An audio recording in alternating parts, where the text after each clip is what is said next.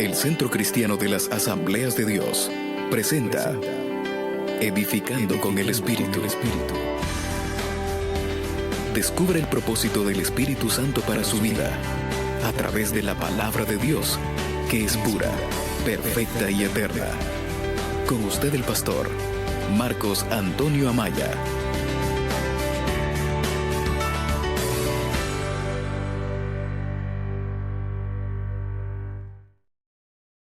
Refiero a las personas que están con nosotros a través de Radio Savage, y también están con nosotros a través de internet, que realmente no son pocas, son muchas las personas que están en sintonía con nosotros, y creo que lo más correcto y lo más apropiado es que nos sintamos contentos de ellos que van a escuchar también esta palabra de Dios y que les demos la bienvenida a ser parte de esta comunión. Amén. Amén. Pueden tomar su asiento. Amén. Gloria al Señor. ¿De veras contentos, hermanos? Y listos. Ya saben que en Centro Cristiano la hora de la predicación no es para estar cómodo. No. La hora de la predicación es para tener toda la concentración sobre lo que está pasando. Lo que usted va a oír debe tratar de comprenderlo. Y no solo comprenderlo, sino guardarlo allí en la memoria para que sirva de edificación. Para los que asisten periódicamente a este culto, ya saben que estamos llevando la serie de predicaciones sobre, ayúdenme, sobre las, por favor, les pedí que estuviéramos despiertos, sobre las parábolas que contó el Señor Jesucristo. Estamos llevando una serie sobre las parábolas que contó, y como las parábolas son muchas, la serie, por supuesto, será un poco larga. Doy gracias al Espíritu Santo por haberme guiado a preparar y presentar esta serie de predicaciones, de las cuales doy testimonio personal que me han traído muchas bendiciones, no solo de conocimiento, sino de edificación. Doy testimonio público de que a mí me ha servido mucho, repito, no solo de conocimiento, sino han edificado mi vida. Me quedé sorprendido, y cuando menciono esto lo hago con un propósito, me quedé sorprendido sobre la riqueza de conocimiento que tenía la parábola que consideramos en la predicación anterior, porque después de que yo predico me quedo recordando, revisando lo que he dicho, y encontré o comprobé la riqueza de conocimiento que tenía esa parábola que consideramos en la predicación anterior. Hay quienes, o hay algunos, o hay cualquiera, ¿sabe por qué estoy diciendo esto? Porque esa fue la palabra, una de las palabras claves de la predicación anterior, que recuerde el tema de esa predicación, de la predicación anterior. Mire qué bonito, en el reino de Dios hay dos tipos de fundamento, hay dos tipos, ¿recuerdan eso? ¿Cuál es un tipo de fundamento que hay en el reino de Dios? El que edifica sobre la roca. ¿Y cuál es el otro? El que edifica sobre la arena. Ese fue un poco del contenido. Ya a solas, y lo acabo de mencionar, cuando yo después de que predico, yo sigo meditando en lo que he dicho, y de paso lo tengo escrito, ya a solas, después de la predicación, reflexioné que el tema, ¿cuál es el tema que compartí en la predicación anterior? En el reino de Dios hay dos tipos de fundamento. Entonces reflexioné que el tema también pudo ser, en el reino de Dios hay dos tipos de edificadores. Cuando estoy pensando, ¿fue correcto? Sí, fue correcto el tema, pero también se le pudo haber puesto a ese pasaje, a esa parábola, hay dos tipos de edificadores, porque ahí está, ¿cuál fue un tipo de edificadores que hubo? El que edificó sobre la, ¿y cuál es el otro? el que edificó sobre la arena. Así que me quedé, esto también pudo haber sido otro tema, no para cambiarlo, sino porque había esa otra posibilidad. Yo espero que por esa parábola, hablando de la anterior, y por esa predicación, comprendimos la importancia de edificar sobre la roca, aunque cueste más. ¿Comprendieron eso? Cuesta edificar sobre la roca, seguro que cuesta más, pero es más seguro. Ahí está esa palabra, me gustó esa palabra. Está más seguro. No hay pérdidas, porque ¿qué le pasa al que edifica sobre la arena? La parábola dice que se cayó la casa, y en términos espirituales, hermanos, eso es grave. ¿Qué significa que a un creyente que edifica sobre la arena se le venga, cuando vienen las pruebas, se caiga la casa? ¿Qué significa eso? Que se perdió. Por las pruebas se fue al mundo otra vez porque no aguantó, porque su casa no estaba en la casa somos nosotros. ¿Cuántos están de acuerdo a eso? La casa es usted está edificando su propia casa. Yo espero que hayamos sido bendecidos en esa manera. En la continuación de la serie viene la predicación de hoy, por supuesto que fundada en otra parábola. Y listos, porque hoy vamos a ver lo de hoy, la comida de hoy. Estábamos recordando que comimos en la cena anterior, o en el almuerzo anterior, pero hoy vamos a ver qué vamos a comer hoy. En la continuación de eso viene la parábola de hoy, y les voy a invitar a ir a San Mateo. Estoy revisando las parábolas de San Mateo. Después vamos a revisar las de Lucas, las de Marcos y las de Lucas. Estoy hablando de los escritores de las parábolas, porque cada uno de esos escritores tiene su propio estilo para escribir. San Mateo 18, 18, versículo 23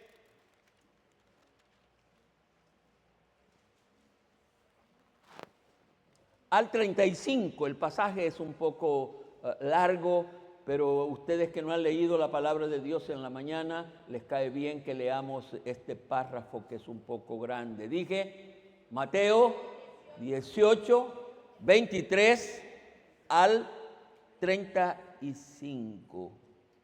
23 en adelante. Yo tengo un poquito de problema porque en mi Biblia esas palabras están en rojo, porque son palabras que dijo el Señor Jesucristo. ¿Listos para leer? Lea. Ojalá que todos hayan traído su Biblia. Estamos en el culto al Señor. Por lo cual, el reino de los cielos es semejante a un rey que quiso hacer cuentas con sus siervos. Y comenzó a hacer cuentas, y comenzando a hacer cuentas, le fue presentado uno que le debía 10,000 talentos. A este, como no pudo pagar, ordenó su señor venderle, no solo a él, sino a su mujer y a sus hijos, y todo lo que tenía, para que se le pagase la deuda. Entonces aquel siervo, postrándose, le suplicaba diciendo: Señor, ten paciencia conmigo y yo te lo pagaré todo. El señor de aquel siervo, movido a misericordia, le soltó y le perdonó la deuda. Pero saliendo aquel siervo, halló a uno de sus consiervos, vamos entendiendo desde ya, que le debía 100 denarios, allá talentos y aquí denarios. Y haciendo de él, le ahorcaba, diciendo: págame lo que me debes. Entonces su consiervo, postrándose a sus pies, no los estoy escuchando, le rogaba diciendo: ten paciencia conmigo y yo te pagaré todo. Mas él no quiso, sino fue y le echó en la cárcel hasta que pagase la deuda. Viendo sus consiervos lo que pasaba, se contristaron mucho y fueron y refirieron a su señor todo lo que había pasado. Entonces, llamándole su señor, le dijo: siervo malvado, toda aquella deuda te perdoné porque me rogaste. ¿No debías tú también tener misericordia de tu consiervo como yo tuve misericordia de ti? Entonces su señor, enojado, le entregó a los verdugos hasta que pagase todo lo que debía. Versículo 35, con mucho cuidado la lectura. Así también mi Padre Celestial hará con vosotros si no perdonáis de todo corazón cada uno a su hermano sus ofensas. Hemos leído palabra de Dios. ¿Estamos listos para abrir nuestra mente y corazón y entrar a esta parábola? Vamos a ver si es cierto. En la versión conocida como del 60, ya saben ustedes que en el día de hoy existen una cantidad de versiones. Yo esperaría con mi mente sana que esas versiones tienen el propósito de facilitar la comprensión de la lectura. Pero hay alguienes que dicen que en esas nuevas versiones hay intenciones malévolas.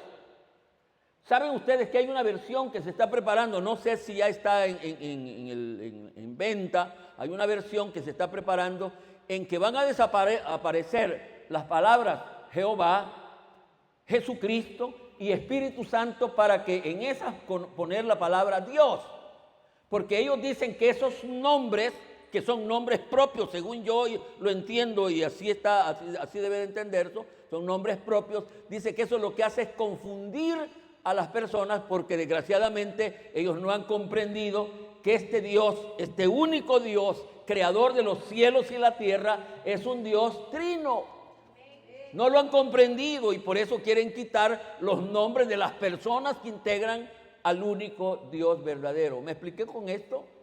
Pero estoy diciendo que en la versión del 60, esta parábola tiene tema, tiene un titulito ahí arriba. En esta versión del 60, los revisadores le han puesto un tema al principio de cada parábola.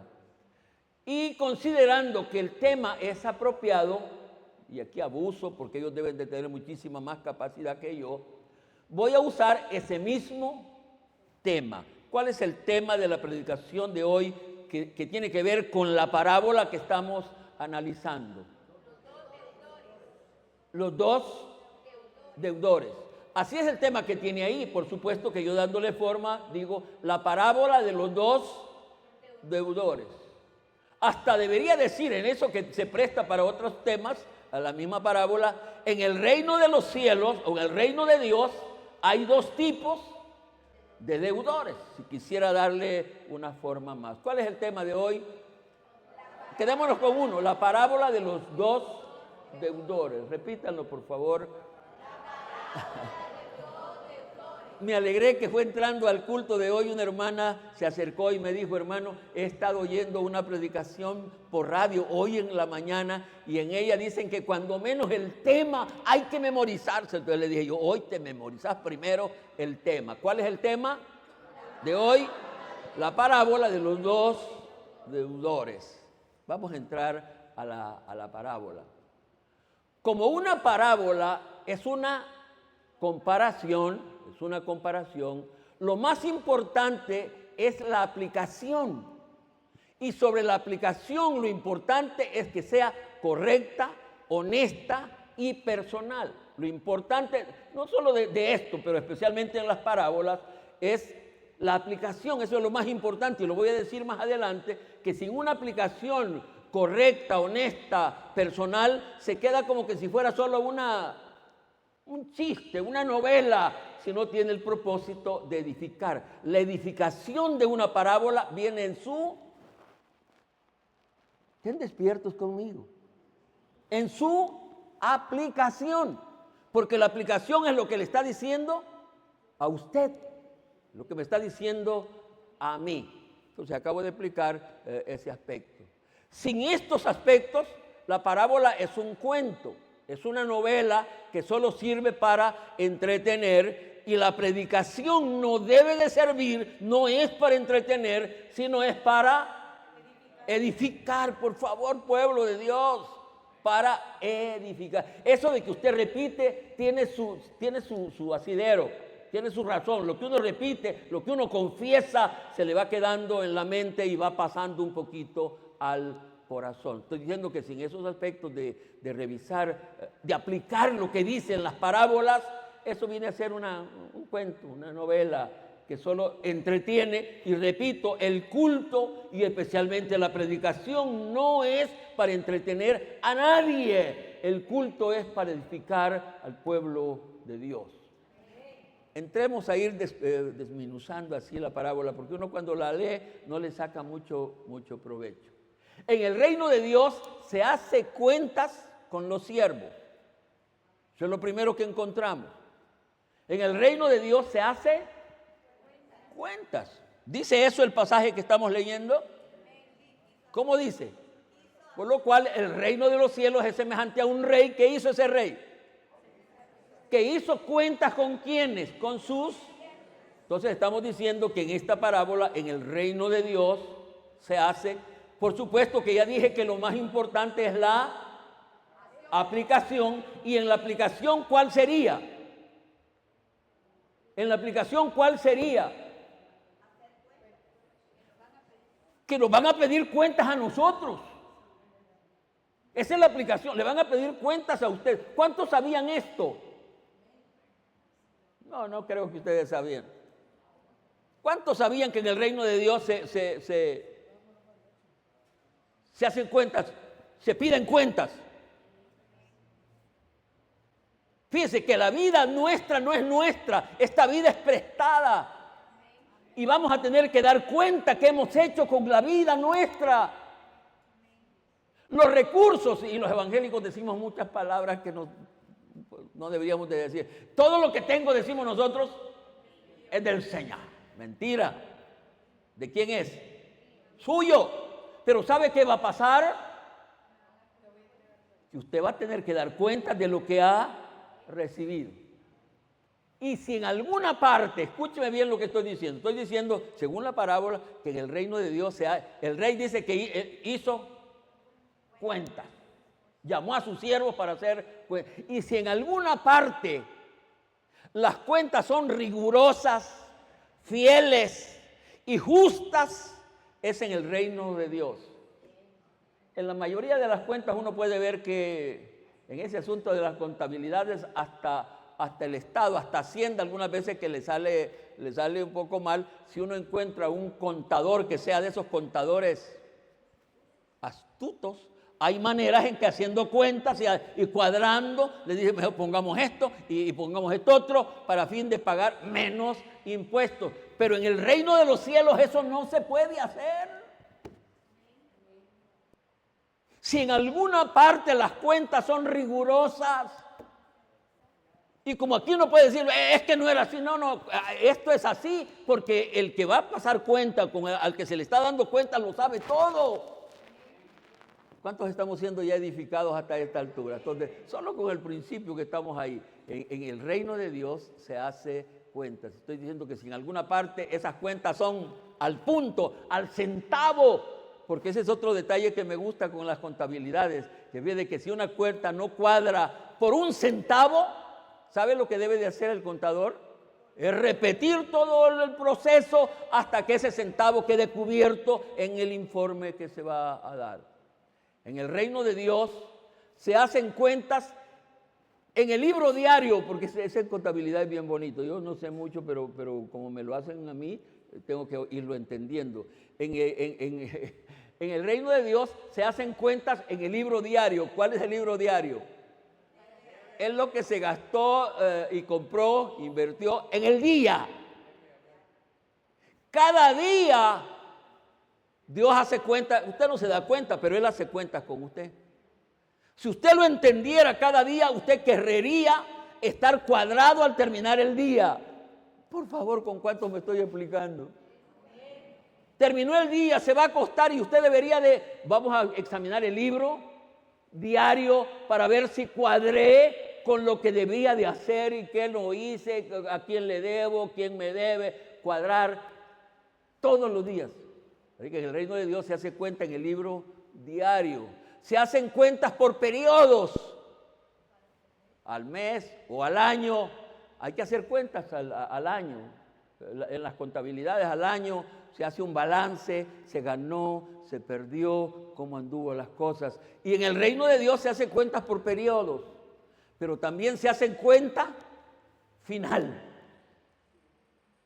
Y en esas cuentas, aquí está el gran problema. Esas no son las cuentas que a uno lo mandan, en Hacienda lo mandan, vaya a revisar o vaya a pagar o vaya... Pero en este tipo de cuentas no hay eso.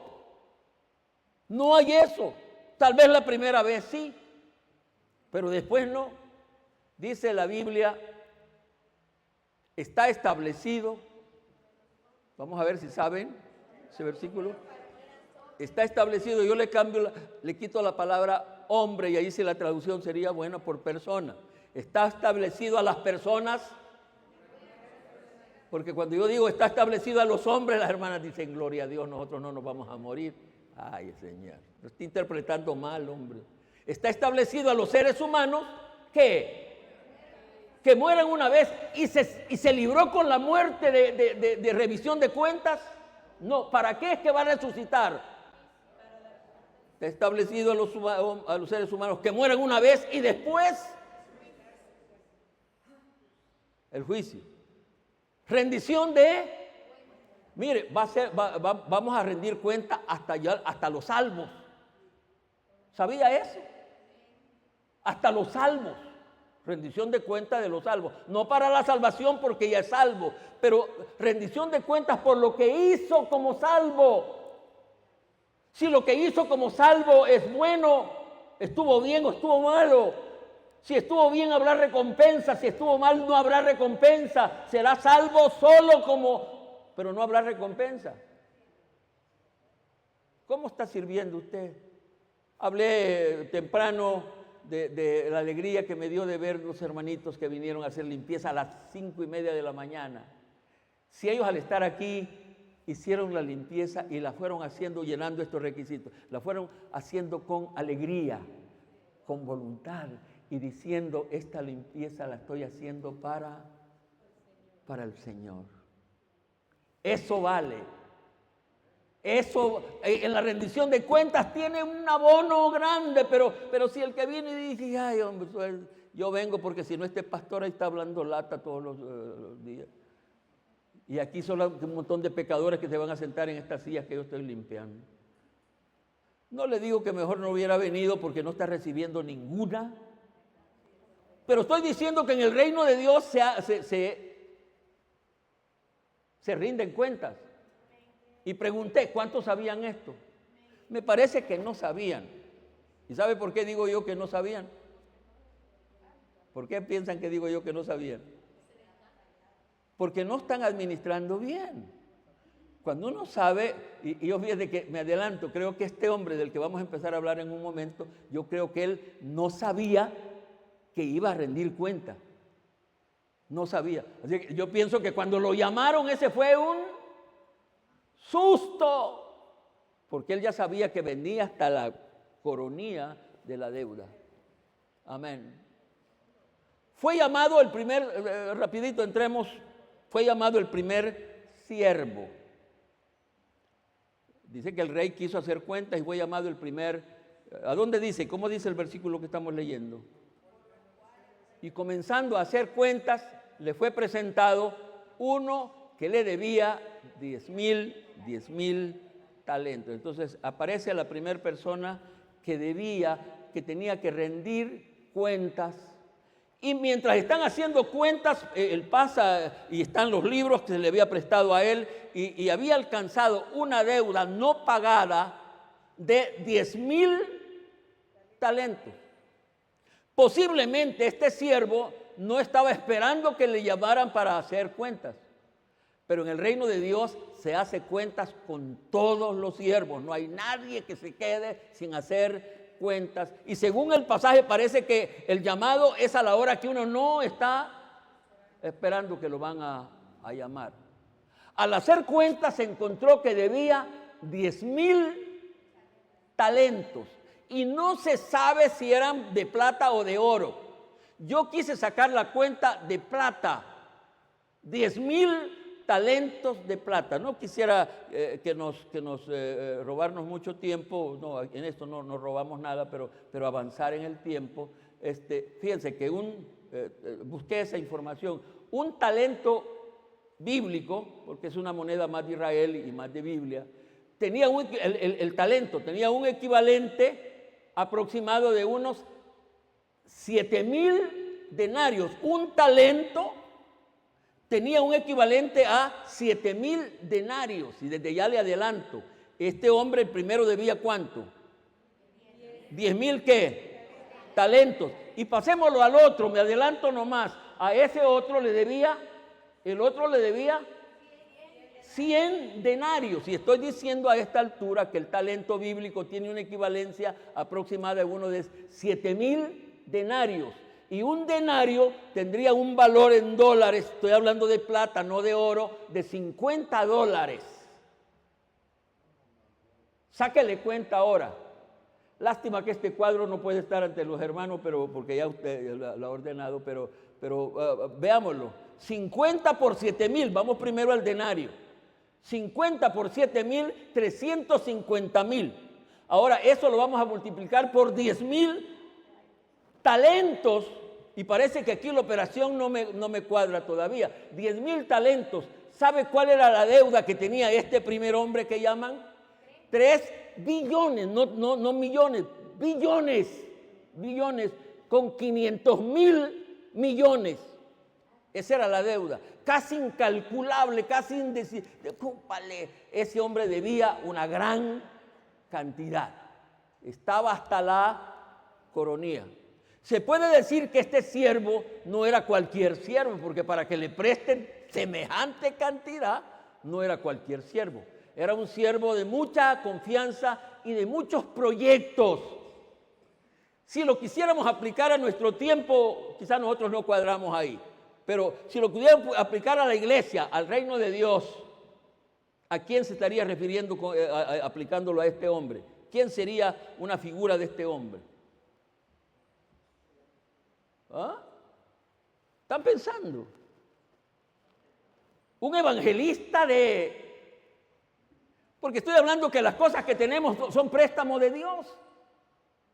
Entonces, en comparación a este hombre, alguien que se compara, diría yo que Billy Graham tal vez andaba un poquito, porque Billy Graham se le dio mucho, solo que pienso yo que cuando se le pasa cuentas a Billy Graham había usado bien ese dinero y no debía, sino que lo tenía ahí para entregárselo al rey, si eso era el deseo. Me voy explicando hasta dónde voy. El hombre tenía una deuda onerosa. Lo más seguro es que no había administrado bien. Puede ser que se aplique aquí a esas personas que esas son las cosas raras. Desde que nacen ya están pequeñitos y nacen con una voz. ¿De qué? Díganme un ave que canta lindísimo. Fíjate que esas cosas raras, yo antes los zanates me caían mal porque cuando yo era pequeñito yo veía a los zanates matando palomitas de esas chiquitas, porque el zanate tiene un pico tan agudo que con un solo picotazo que le pega la matan, y por eso yo los odiaba, los zanates desgraciados. Pero hoy, aquí en mi oficina, yo le doy de comer a mi perro ahí y ellos llegan a comer de la comida del perro. Al ratito me van a salir latiendo esos zanates infelices porque comida de perro están comiendo. Pero mire, un zanate llega en la tarde y canta tan bello, tan lindo, y le digo yo, cántame, si me cantás, te voy a dar más concentrado aquí, cántame, porque canta tan bien. Entonces, aquí pudiera ser que hay un hermano que nace con una voz de esas para cantar en ópera. Ventajosamente ninguno de nosotros, porque yo los oigo como cantan ustedes. Ay, sí, esta alabanza la recibe el Señor solo porque, Juan Carlos, porque Él es misericordioso, Él es lindo para recibir cualquier cosa de nosotros, pero uno con una... Pero vamos a suponer, esas personas que salen con... El Señor les da, esos no son dones del Espíritu, son talentos de la carne, de la materia. Entonces sale con esos talentos. ¿Y qué pasa? El que sabe cantar bien y ya le van midiendo su voz y ya canta bien, su voz es bien, y empiezan las ofertas. ¿Qué está haciendo con eso de que canto bien? Y hermanos que han salido de los cultos, aquí en los cultos empezaron a cantar bien, pero ahora se van. Y se van a cantarle al mundo. ¿Qué está pasando con el talento que el Señor le dio? Lo están mal gastando, lo están despilfarrando. ¿Qué cree que va a pasar a la hora que venga la rendición de cuentas? Pero el asunto es que no pudo pagar. Y de acuerdo a las leyes del reino, se le ordenó que pagara, primero que había que venderlo a él. Y después de venderlo a él, había que vender la mujer. Bueno, eso tal vez no hubiera sido tan grave, vender los hijos. Vender la mujer y vender los hijos. Así dice el pasaje, ¿verdad que sí? Ordenó el Señor venderlo a él, venderle y a su mujer y a sus hijos. Y todo tenía que pagar algo de la deuda. Entonces, aquí hay un aspecto, la parábola, su valor verdadero está en la aplicación. La mayoría de nosotros no nos damos cuenta que cuando malgastamos los talentos que Dios nos da, no solo la pagamos nosotros, ¿me va siguiendo? Sino que la paga la mujer y la pagan los hijos y la familia entera anda en desgracia. ¿Por qué? Porque malgastaron el talento que Dios le dio. Y así le pasa al hombre esto. Así le pasó al hombre. El hombre, y entonces había que venderlo a él, vender la mujer, y dicen que en ese asunto de vender compran mejor a la mujer. Fíjense que en ese asunto de los viejitos, de las personas mayores, la mayoría de los hijos quieren más a la mamá que a uno de papá. La mayoría de los hijos no quieren que el tata se vaya a arrimar a una casa. No, que venga mi mamá. ¿Sabe por qué? ¿Sabe por qué? Porque a la mamá le sacan provecho. Que vaya a cuidar a los nietos y que vaya a barrer y que vaya... Y a mí no me pueden mandar a eso. ¿Está bien eso? Son aplicaciones que me saco ahí rapidito para que ya las vayamos entendiendo. En este reino, hermanos, estamos hablando del reino ese, pero que se aplica al reino de Dios. Amén. En este reino vale la humillación y hay lugar para el perdón. En el reino de Dios hay lugar para la humillación y hay lugar para él. ¿Cuántos dan gloria a Dios por eso? ¿Cuántos dan gloria a Dios por eso? No me han entendido, no me he explicado. Creo que debo de explicar eso. En el reino de Dios hay lugar para la humillación. ¿Qué hizo el hombre? Entonces aquel siervo, empecemos a leer, me gusta que leamos con puntualidad. ¿Qué hizo? Entonces aquel siervo, ¿qué hizo? ¿Qué es eso de postrarse? Por favor, ¿qué es eso de postrarse? A mí me gusta siempre que el Ernesto lo veo más disponible yo para no me vaya a salir con una cosa, Ernesto, que le doy carta de divorcio, fíjese. Ernesto, ¿qué sería postrarse? ¿Sí? ¿Cuántos creen que está bien ahí? Está postrado y quizás más tirado, más. El hombre, eso fue lo que hizo. Está ahí el rey y lo manda a llamar y el hombre llegando se postrado. ¿Qué otra cosa hace? Le suplicaba diciendo, Señor, ten paciencia de mí. Fíjate que no está pidiendo que le perdone la deuda, él le dice que le dé tiempo para perdonarle. Y yo se lo pagaré. Yo se lo pagaré. Qué lindo, hermanos, que en el reino de Dios hay tiempo, hay lugar, vale la humillación, vale el postrarnos. Al terminar el culto de hoy voy a tener un llamado a que nos postremos, porque estoy seguro que todos estamos en deuda. Y lo que debemos de hacer es humillarnos, venir a Dios, postrarnos, pedir perdón. Si queremos tener vida, eso es lo que debemos de hacer. Porque en el reino de Dios hay oportunidad para eso. Hemos estado leyendo, si se humillare mi pueblo sobre los cuales mi nombre es invocado. Yo siempre que he asistido a esas reuniones de oración les he dicho, no va a pasar nada. porque la gente está orando y no sé ni qué oran. Les digo yo, eso no es la clave. La clave es que nos humillemos delante de Dios. La clave es que cambiemos de vida delante de Dios para que Él perdone nuestros pecados. Entonces, en el reino de Dios, vale el postrarnos. Y ahí es donde ya pueden imaginar este pastor que quiere lo que acabo de decir en la recepción de miembros, que yo quisiera que esta fuera la antesala del reino de los cielos. ¿Y cómo no me voy a molestar cuando los llamo a orar? Que pasen aquí al frente a orar. ¿Qué es lo que deberíamos de hacer aquí? Cuando menos así, ¿qué deberíamos hacer al pasar aquí? Postrarnos, hombre. Pero algunos se quedan ahí atrás viendo. Esos son pecadores, esos que están ahí, que están pasados, son pecadores. ¿O para qué me voy a postrar a mí? Yo.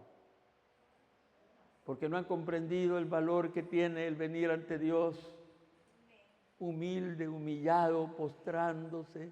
Eso tiene valor.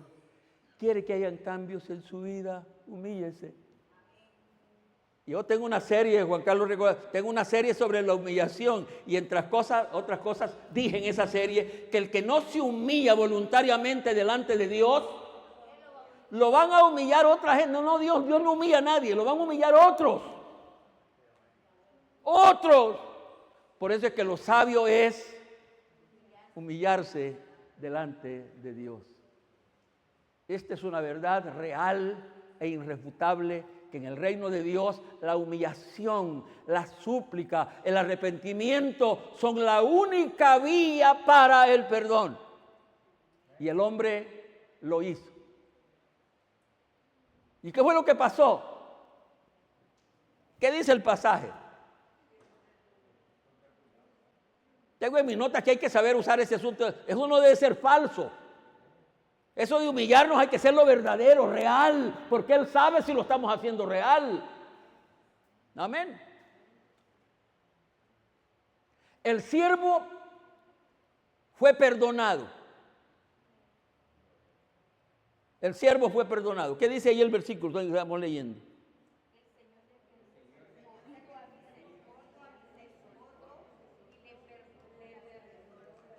Versículo 27, ¿verdad? El Señor de aquel siervo movido, y si alguien tiene misericordia es nuestro Dios, hermanos. ¿Cuántos dicen amén? Él es grande en misericordia. Fue movido a misericordia y le soltó y le perdonó la deuda. Ya no debía más 10,000 talentos. Enorme deuda. Por la actitud de humillarse y de arrepentirse, el Señor le perdona la deuda y el hombre estaba.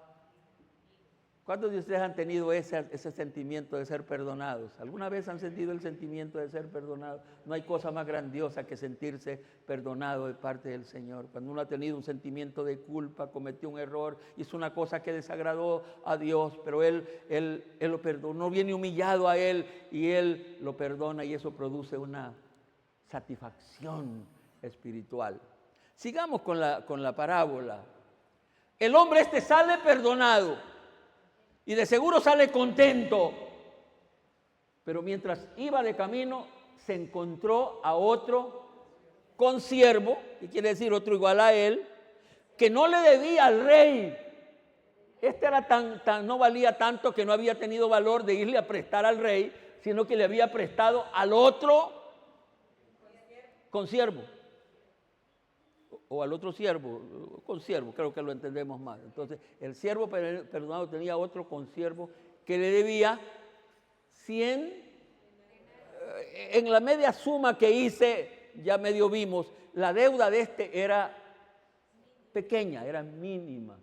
El denario tendría un valor aproximado de $7,000, dijéramos, por 100, él debería $700,000, que comparado con siempre era deuda, pero comparado con la otra no era ni mencionarlo.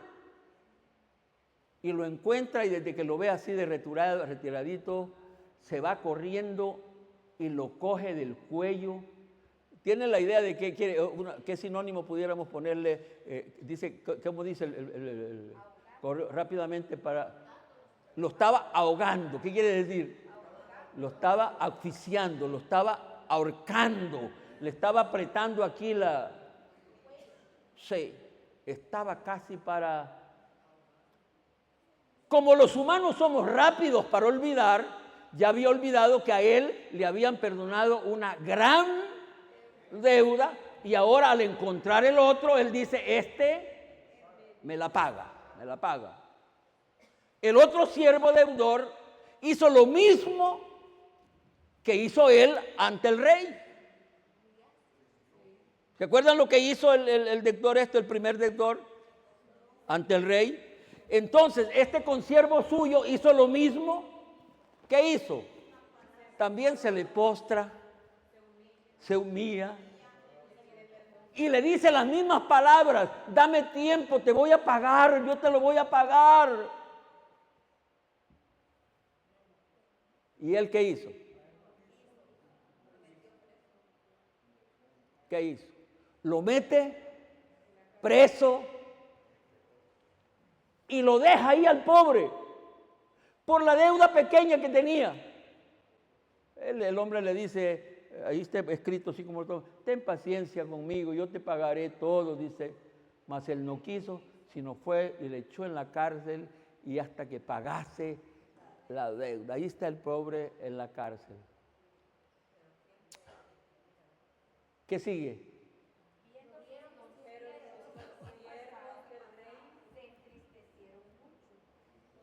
Aquí quise encontrar qué aplicación le pudieran dar ustedes a esto.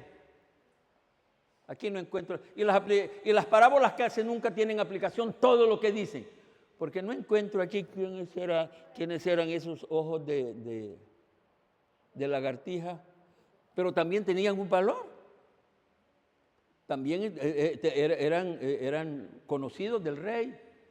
Porque fueron a decirle, mire, rey, ¿se acuerda el hombre que usted le perdonó aquella gran deuda? Viera lo que ha hecho.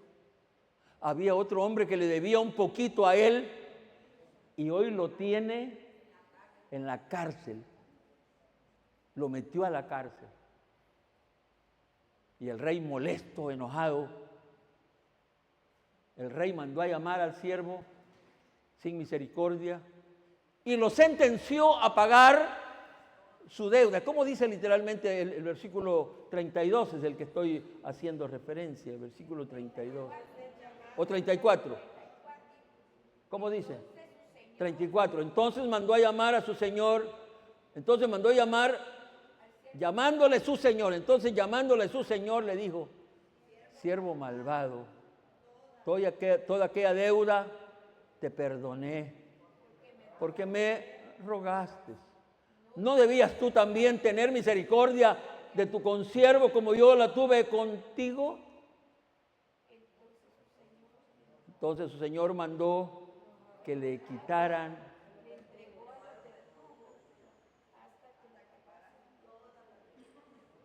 esa parte que estamos analizando es una parte que deberíamos de comprender. No hay cosa, hermanos, para un creyente más triste que desagradar a su Señor. ¿Me explico? Porque todo lo que hacemos nosotros debería de ser agradable a Él. Porque dice que el rey, en otras palabras, lo manda a llamar y le dice, con lo que hiciste me tenés triste. ¿Cómo no pudiste hacer lo mismo que yo hice contigo? Me has desagradado, no actuaste con misericordia como yo la tuve contigo.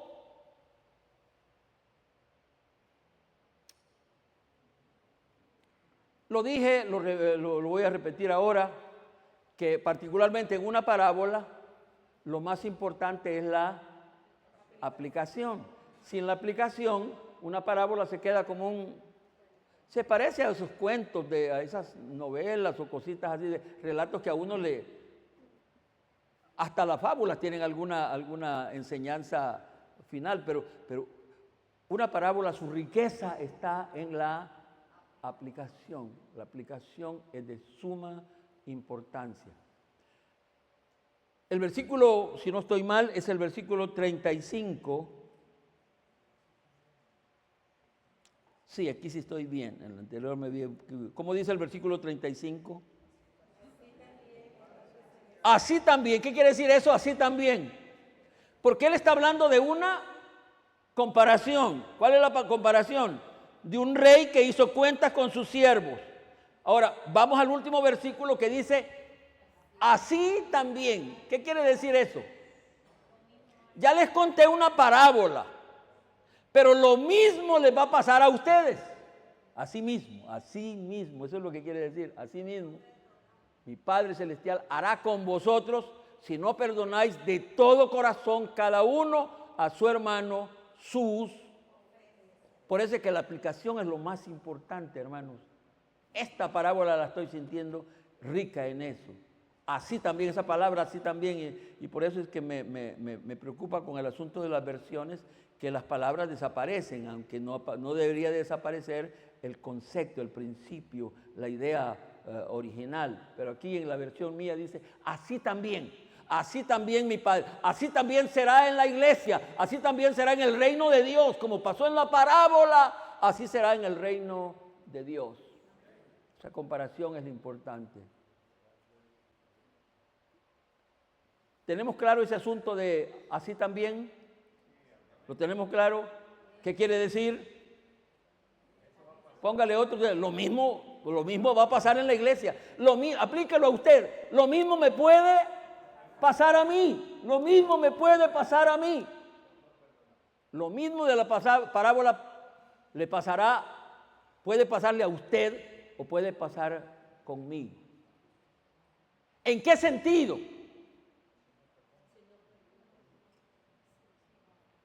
Tomemos toda la parábola y apliquémosla. Lo mismo va a ser. Esa parábola hay que aplicarla a nosotros. Número 1, que también con nosotros se hará cuentas. ¿Cuántos de veras están conscientes de que vamos a dar cuenta? ¿Ah? Mire, ese asunto de dar cuenta, fíjese que la Biblia es bien puntual en eso. Dice que vamos a dar cuenta hasta de las palabras que digamos. Una vez más, ¿cuántos estamos conscientes de que es cierto eso que vamos a dar cuenta? Y ya vimos que vamos a dar cuenta en varios tiempos. ¿Cuáles son? ¿Se acuerdan que hablé de varios tiempos en los que damos cuenta? Cada día, la cuenta diaria, por periodos y finalmente. Entonces, debemos de estar conscientes que sí es cierto esto, de que va a haber revisión de cuentas. Vamos a comparecer para dar. Tenga cuidado con lo que está haciendo. Tenga cuidado con lo que dice, va a dar cuenta. ¿Cómo está ocupando su tiempo? Va a dar cuenta. ¿Cómo está ocupando los bienes que él le ha dado? Va a dar cuenta. No hay de otra. Y aquí no hay excepción. Y aquí no hay arreglos. Vamos a dar cuenta. ¿Cuántos dicen amén? Aunque sea suavecito, ¿cuántos dicen amén? Estamos haciendo, así mismo, estamos usando esa palabra, ¿en qué sentido? Que también nosotros podemos encontrar perdón si nos humillamos. Y esta parte gloriosa, que también nosotros, ¿cuántos creen que el Señor nos puede perdonar? ¿Qué tenemos que hacer si queremos perdón de Él? Humillarnos, postrarnos. ¿Cuántos creen que sí puede haber perdón de parte del Señor? Usted lo ha ofendido mucho, pero ¿qué pasa si usted se humilla y pide perdón? ¿Qué cree que pasa? El pecador aquel, el adúltero aquel, sí, seguro, no importa, con solo que venga humillado y arrepentido.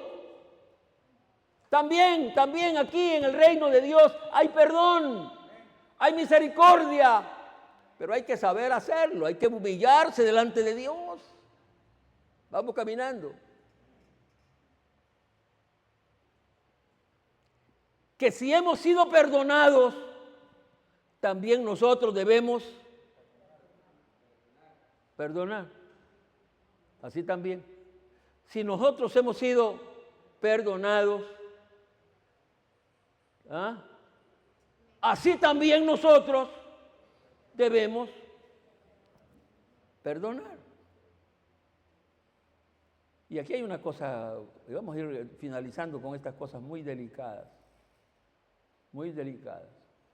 Esta parábola nos enseña que así como el Señor nos perdonó a nosotros, y el perdón de Dios es una belleza, también nosotros debemos de perdonar, porque aquí voy a decir algunas cosas muy interesantes. Finalmente, comprendamos los dos tipos de deuda. Comprendamos los dos tipos de deuda.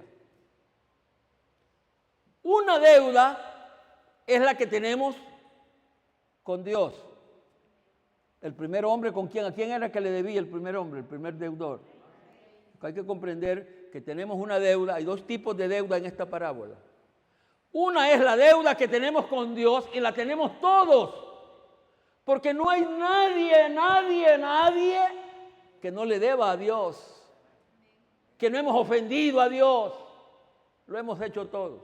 Una deuda es la que tenemos con Dios y otra deuda es la que otros pueden tener con... ¿Van entendiendo la diferencia de una deuda con la otra? ¿Cuál es más grave? La que tenemos con Dios. Pero de la misma manera que la deuda que tenemos con Dios pudo o fue perdonada, ¿qué debemos de hacer nosotros con los que otros? Esta deuda es pequeña, por mucho que le hayan hecho, esta otra deuda es pequeña. Pero si le perdonaron a usted la grande, ¿qué debe de hacer usted con los que le deben a usted? Por mucho que alguien nos debiera a nosotros, escúcheme bien esto, por mucho que alguien nos debiera a nosotros, nunca de los nunca esa deuda sería igual a la deuda que teníamos con Dios. ¿Me comprendió? Por mucho que lo ofendieron a muerte, que lo ofendieron a que le dijeron que hablaron de usted, nunca esa deuda que otro tenía con nosotros es igual a la deuda que nosotros teníamos o podemos tener con Dios, por mucho. Y lo más determinante de esto es que el perdón de Dios está supeditado, está sujeto al perdón mío hacia los... Escucha bien esto. Está sujeto al perdón mío hacia los... Esto es lo más delicado, esto es lo más importante, esto es lo más especial. Estoy diciendo que el perdón de Dios, está supeditado, está sujeto al perdón mío hacia otras personas. ¿Es bíblico esto? ¿Cuántos creen que es bíblico? ¿Qué cita me pueden dar ustedes? Porque si no perdonares, versículo bien conocido, porque si no perdonares a los hombres sus ofensas, ¿qué sigue diciendo? Tampoco, por eso dije que está supeditado, depende. Fíjate, que pareciera que está primero el perdón hacia los demás, mío hacia los demás, y ahora vengo, y el de él está seguro. ¿Por qué está seguro? Porque ya me vio que yo... Y voy a valorar este perdón que viene de parte de Dios. Estoy finalizando esta predicación. Como este asunto del perdón es del corazón, ¿saben ustedes que el perdón es del corazón? No es de andar haciendo musarañas. No hay necesidad de tanto espectáculo. Porque antes me acuerdo yo que había vivido perdón, llamábamos al hermano. Quiero que venga el hermano Jorge, porque estaba hablando de mí y me ha levantado calumnias este hombre. Yo aquí delante de ustedes quiero, pero farsa, mentira. El perdón nace aquí adentro. Y no hay necesidad de hacer tanto coloquio, ni tanto espaviento, ni tanta... El perdón nace aquí adentro del corazón. Por supuesto que se manifiesta por fuera, pero nace aquí. Por eso que el Señor dijo, si cuando vienes al culto, vienes al altar, quieres hablar conmigo, te acuerdas de que tienes alguna deudita con alguno. ¿Se acuerdan esos pasajes? Yo me entristezco porque veo que parece que yo estoy leyendo otra Biblia y no estoy citando la Biblia que ustedes conocen. Dice, si vinieras al altar y allí te acordaras que hay una deudita que tienes con otra persona, no sigas hablando conmigo. Ándate y arregla cuentas con esa otra deuda que tienes, y cuando ya hayas arreglado cuentas con esa deuda, entonces te vienes aquí porque yo te voy a estar esperando para perdonar la cuenta que vos tenés. ¿Para cuántos esta palabra está siendo clara? ¿Para cuántos los edifica? ¿Podemos dar una ofrenda de palmas?